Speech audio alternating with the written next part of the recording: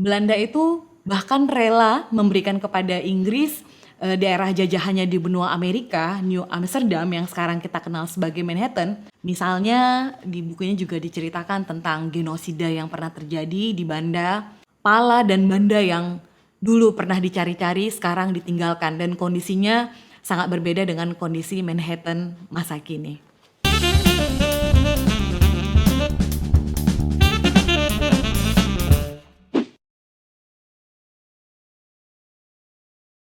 Banda adalah sebuah kisah tentang bagaimana sebuah tanaman menentukan nasib sebuah tempat. Dalam ulasan kali ini kita akan ngomongin sebuah buku yang membahas tentang Banda. Buku apa itu? Buku tersebut berjudul Jurnal Banda atau The Banda Journal. Seperti judulnya, Jurnal Banda atau The Banda Journal, buku ini ditulis dengan menggunakan dua bahasa. Buku bercover cantik ini merupakan karya Muhammad Fadli dan Fatris MF. Untuk proses pengerjaannya, foto-foto yang ada di dalam buku ini dikerjakan oleh Muhammad Fadli, sedangkan artikel atau tulisannya ditulis oleh Fatris MF.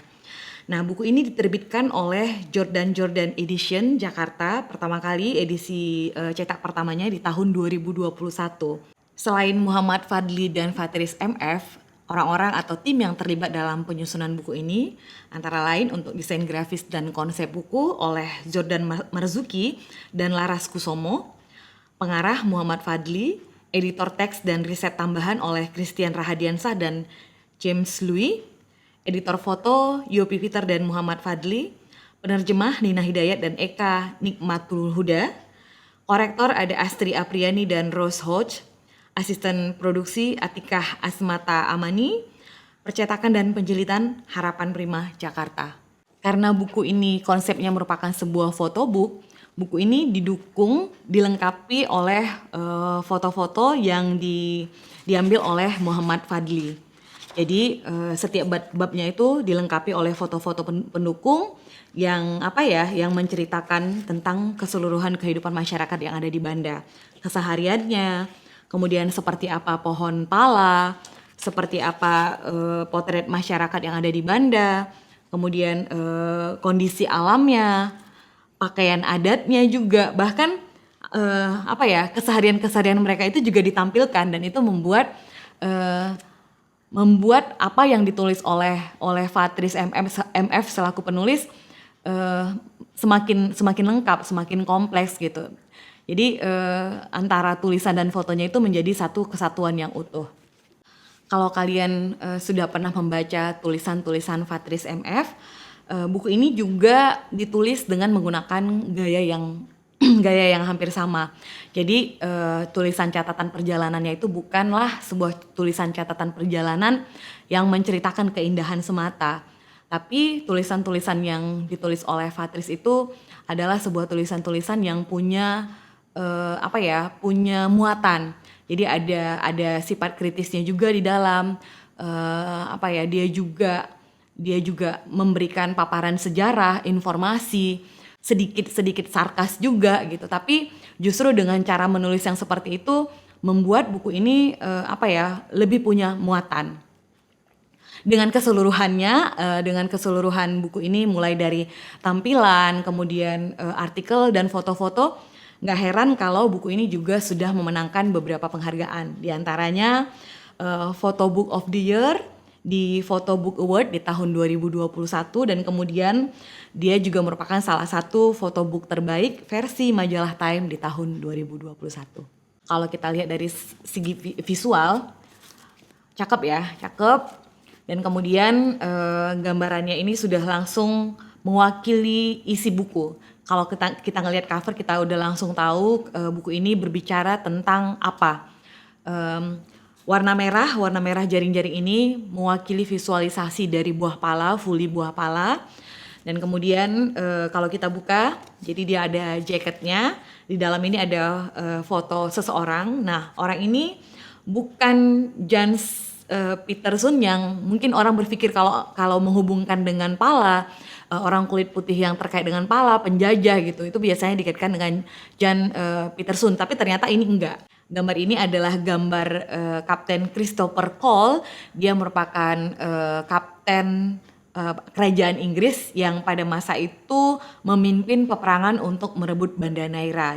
Dan kemudian yang menarik lagi dari visualisasi buku ini, kalau kita buka ya, nah bentuknya seperti ini.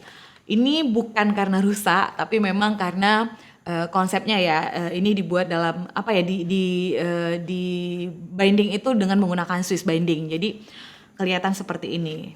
Buku ini bercerita tentang Kepulauan Banda dan Pala.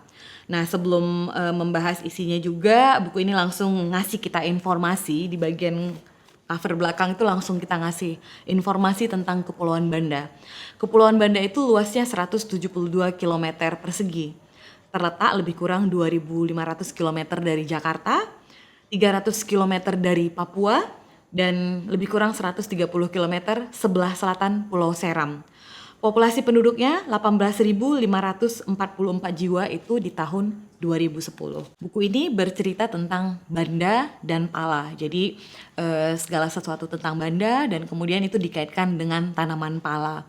Dikisahkan di dalam buku ini terdiri atas 8 bab, 8 cerita, dan ke-8 cerita ini ditulis dengan 2 bahasa, berbahasa Indonesia dan berbahasa Inggris. Diceritakan di dalam buku ini bahwa pala sejak lama sudah dicari-cari dan Banda itu ditakdirkan untuk pala, sehingga Banda kemudian dijajah oleh negara-negara yang memang datang untuk mencari rempah-rempah.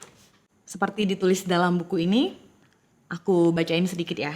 Tuhan menciptakan Banda untuk pala, tetapi pala tidak diciptakan semata untuk Banda. Selama berabad-abad orang mencarinya. Pertama, karena mitosnya sebagai obat.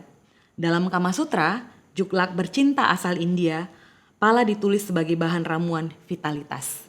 Buku setebal 240 halaman ini tidak hanya bercerita tentang sejarah pala, tapi juga membahas berbagai peristiwa yang pernah terjadi di Pulau Banda karena pala. Misalnya di bukunya juga diceritakan tentang genosida yang pernah terjadi di Banda. Kemudian juga yang paling menarik juga diceritakan tentang sebuah kesepakatan tukar guling termahal yang pernah terjadi di sepanjang sejarah. Demi mendapatkan Pulau Run, Belanda itu bahkan rela memberikan kepada Inggris daerah jajahannya di benua Amerika, New Amsterdam yang sekarang kita kenal sebagai Manhattan. Memang waktu itu dia masih berupa rawa-rawa yang tidak bernilai, sehingga Belanda rela memberikannya kepada Inggris agar ia mendapatkan Kepulauan Banda. Diceritakan juga di dalam buku ini tentang pengasingan yang pernah dialami oleh Hatta dan Syahrir ketika mereka diasingkan di Kepulauan Banda. Selain itu, buku ini juga menceritakan tentang kondisi terkini Kepulauan Banda. Bagaimana kondisi masyarakat mereka, bagaimana keseharian mereka ketika pala itu tidak lagi menjadi primadona, ketika pala sudah tergantikan dengan komoditas lain. Pala dan Banda yang dulu pernah dicari-cari sekarang ditinggalkan dan kondisinya sangat berbeda dengan kondisi Manhattan masa kini. Bagian menarik lainnya dari buku ini adalah halaman akhir ya, halaman belakang buku yang memuat surat-surat yang ditulis oleh anak-anak yang ada di Banda. Jadi surat-surat ini diperoleh penulis ketika pertama kali datang ke Banda di tahun 2014 dan waktu itu penulis mengajar di salah satu SMP di Banda. Jadi dari tulisan-tulisan yang dilampirkan di sini kita bisa membaca seperti apa harapan anak-anak di Kepulauan Banda terhadap tempat tinggal mereka, cita-cita mereka, keinginan-keinginan mereka. Dan ini membuat buku ini menjadi satu paket yang komplit. Sekian ulasanku untuk buku jurnal Banda atau The Banda Journal, dan seperti biasa aku tetap mengingatkan ke kawan-kawan untuk membaca dan membeli buku yang original. Stop membaca buku bajakan.